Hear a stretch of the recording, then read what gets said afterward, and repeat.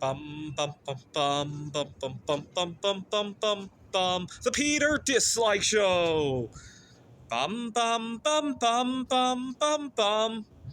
All right, I am still in Las Vegas, as you guys can see. Had an art show yesterday, and I'm seeing another friend today. But a couple of interesting thoughts crossed my mind while I was here in Las Vegas. The number one thing that crossed my mind was that I hadn't been traveling enough. You got to understand, when I first moved to Phoenix in September of 2022, I didn't have a whole lot of connections there. And I made the mistake of thinking that every time I would go away from Phoenix, right, if I were to take a trip here or to Taiwan or back to Seattle, I was missing on opportunities.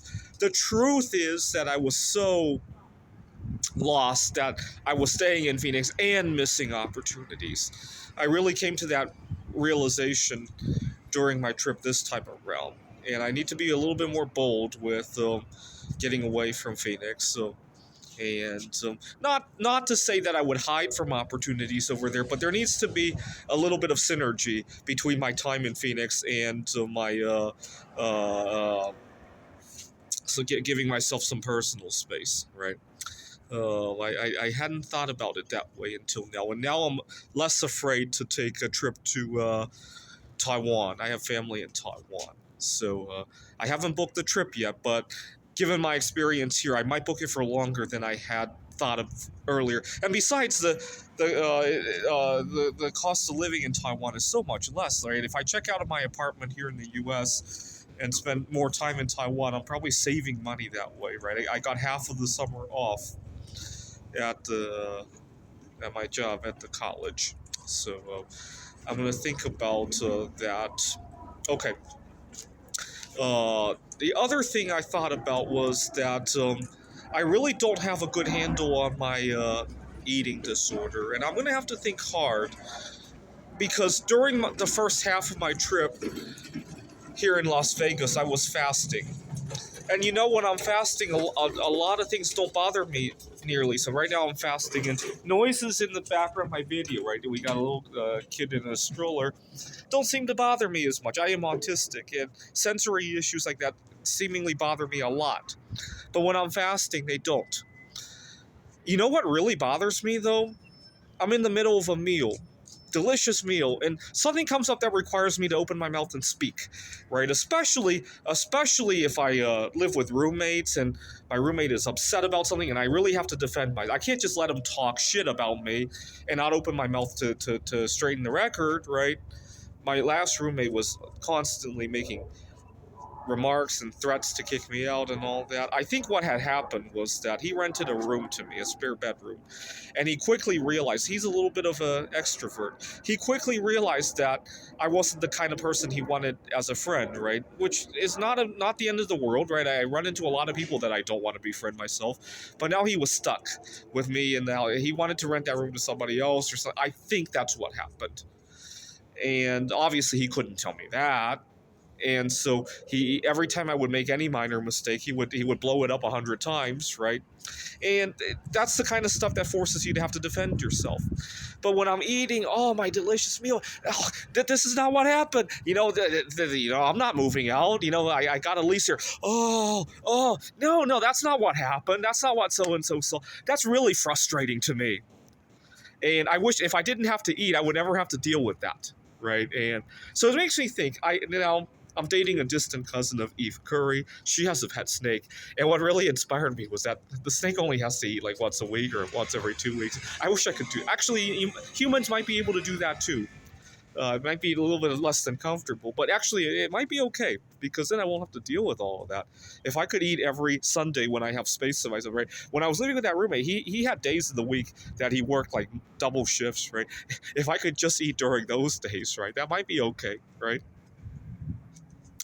But I was having a good day until yesterday. I went to the Whole Foods to sit down in the cafeteria to eat, and so the guy next to me was making these slurping noises that were really bothering me. Again, once I start eating, those things start to bother me. I was gonna reach for my headphones, but they were buried under some stuff in my bag, and as I'm reaching for them, I'm frustrated.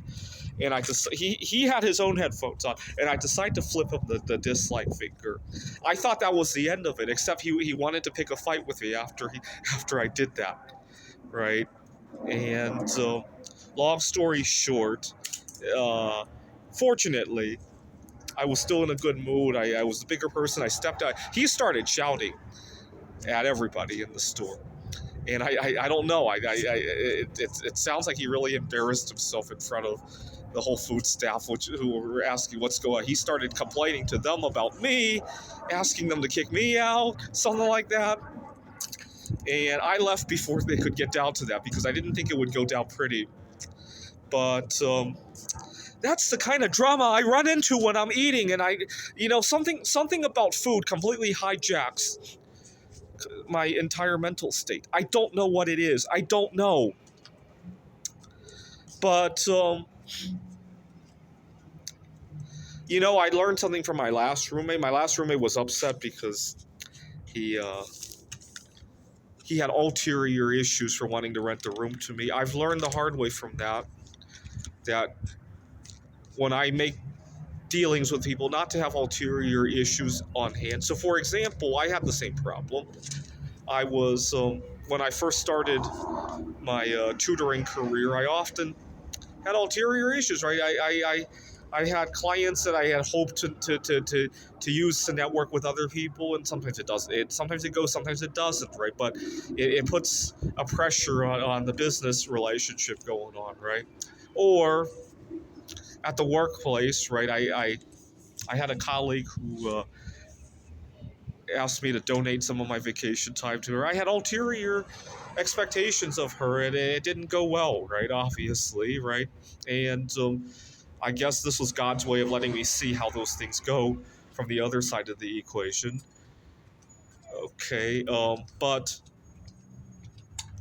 the next time I have a roommate, especially one that I have to live with, right, I'm going to have to sit down with them and think about how to elaborate on, when's a good time we could talk, once a week, twice a week, because I don't like to have these heated discussions when I'm eating. Obviously, I got to clean that up a little bit, but I need to bring something up to that effect, right?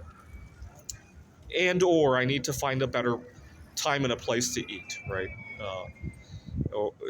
Right, something to that effect, because it gives me a lot of trouble. But I'm dating a distant cousin of Eve Curry, and when I looked up her birthday, it gave me a little bit of sadness, because back in 1998, around the time she was born, my family and I took a trip to Taiwan. And at the time, I didn't seem to have eating disorder issues. I could eat and negotiate things, right? Obviously, I wasn't negotiating housing situations, work contracts, any of that. I wasn't dating anybody, obviously, at the time.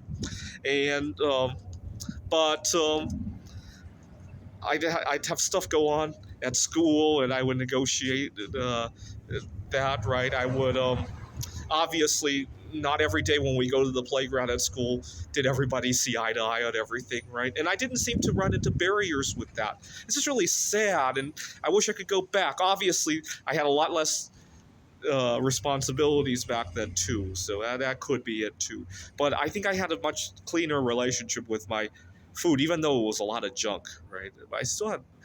I was eating less healthy food, but I had a better relationship with it. Let's put it that way.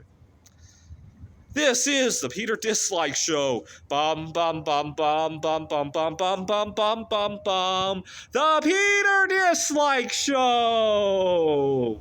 Bum bum bum bum bum bum bum.